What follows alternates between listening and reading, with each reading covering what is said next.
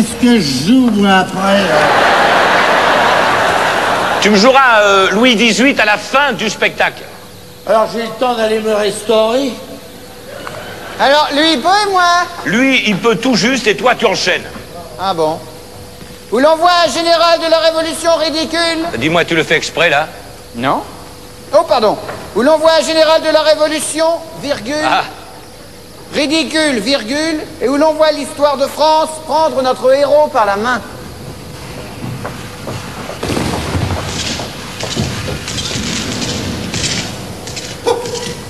Je me disais aussi, la mer est bien bleue ce matin. Général, êtes-vous vraiment satisfait de notre système d'attaque? Les révoltés de Toulon n'ont qu'à bien se tenir.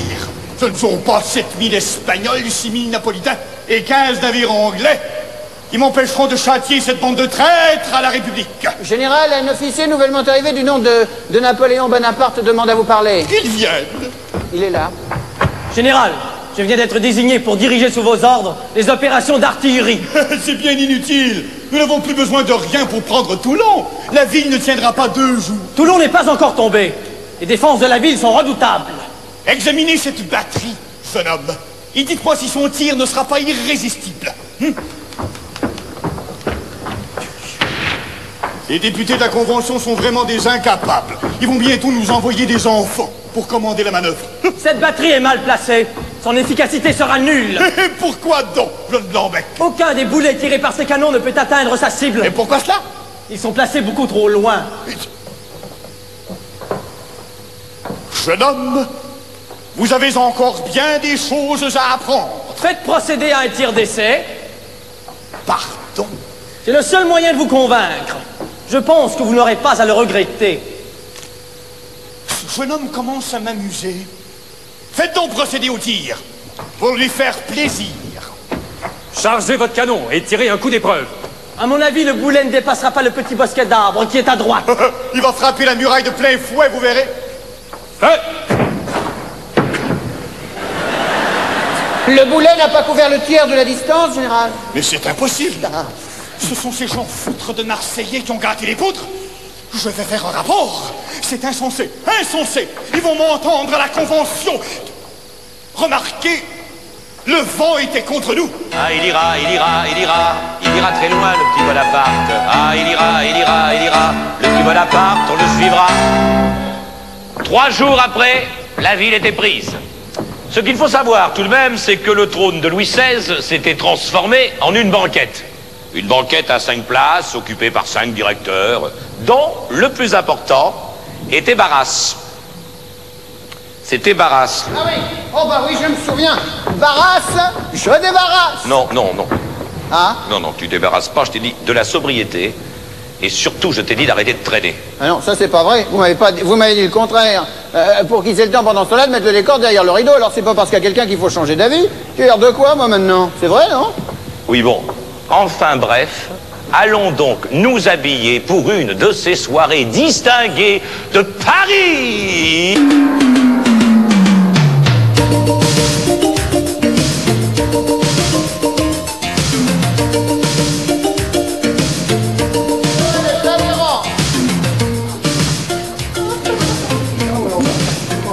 Le général Bonaparte. Ah, général, laissez-moi vous présenter à mes amis. Citoyen directeur, le bureau du directoire vous demande de paraître devant lui toutes affaires cessantes. À cette heure-ci, Certaines sections gagnées au parti royaliste fomenteraient une insurrection. veuillez m'excuser, mes amis. La patrie n'attend pas, vous le savez. Bonjour, Junot. Dites-moi, mon ami, qui est cette dame qui s'entretient avec Madame Tallien? Madame Récamier, général. Celle qui est debout. Oh, pardon, c'est Madame Tacher. Madame Thatcher? Non, général, non. Madame Tacher de la Pagerie, ci-devant vicomtesse de Beauharnais. Elle est mariée? Oh, rassurez-vous, son mari a été guillotiné. J'en suis ravi. Elle est donc libre.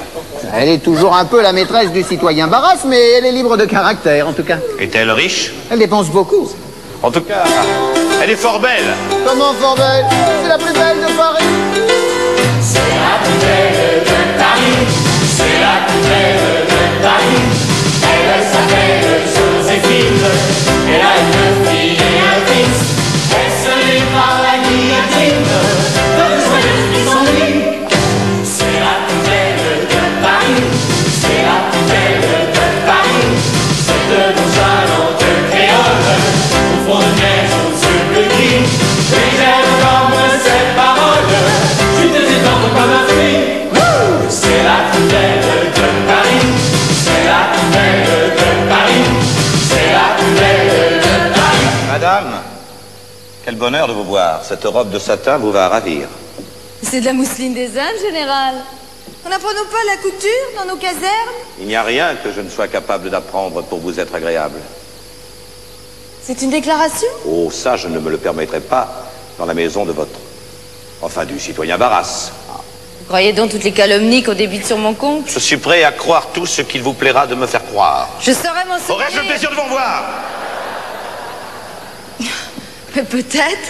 Savez-vous que vous m'amusez? Quand puis-je espérer? Faites-vous d'abord faire un habit neuf, et puis nous verrons. Ainsi fait, vous avez l'air d'un chat botté.